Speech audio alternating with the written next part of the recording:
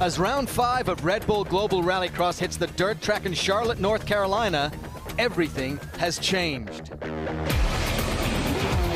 After rallying for a second-place finish in New York, Scott Speed faced a late penalty that cost him the points lead.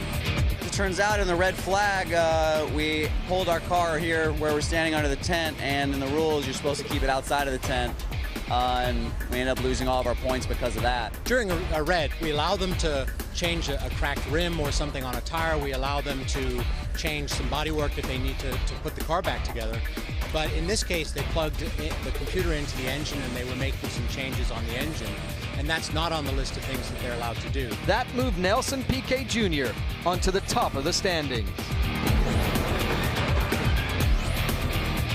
In addition to the point shakeup, this weekend marks the first time the series is raced on a predominantly dirt course all season.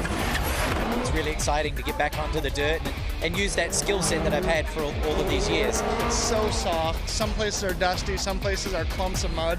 It literally has every different element imaginable in one lap. The big start there for Ken Block. Just went out there and really attacked on the start.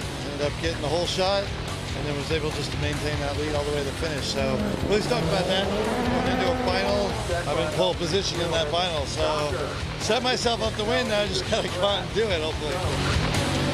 Carnage in semi-final B sent many teams scrambling to make repairs. Look at, oh, this time it's Faust into the hydro barrier. Huge damage to the right front. I had a good inside line. I went on the brake, but obviously I think Tanner Faust thought I went too early because he just kept pushing me in the back, so I ended up on the barriers. Too bad for me, but my guys are working flat out now on my Cobalt car, so hopefully we will make it to Helsinki. But Tanner Faust managed to take the victory, despite a mangled Volkswagen Polo. There's a lot of carnage. There's a lot going on. Ultimately, the guys have some work to do to make it look pretty, but the car's running good. With all eyes on a 3-car battle up front, a phenomenal Joker lap gave Nelson Piquet Jr. the win in the LCQ. Obviously, we were in a very tight spot, under a lot of pressure because we had to make the final. Championship counts a lot right now, and we made it. We got a good Joker and paid off.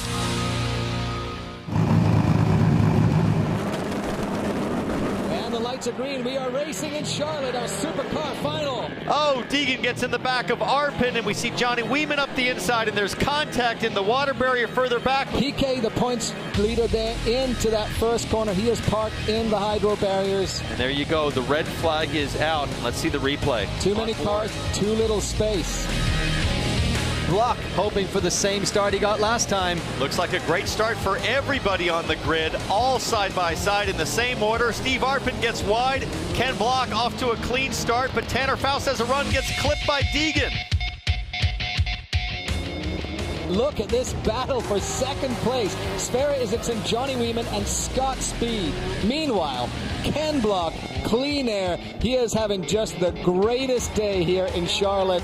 Look at the margin between him and Sverre Isaacson in second. And we know how much he loves being back on a track that's all dirty. It's such a great heat race. Oh, look at that. Nelson Piquet Jr. comes through to take third place from Johnny Weeman.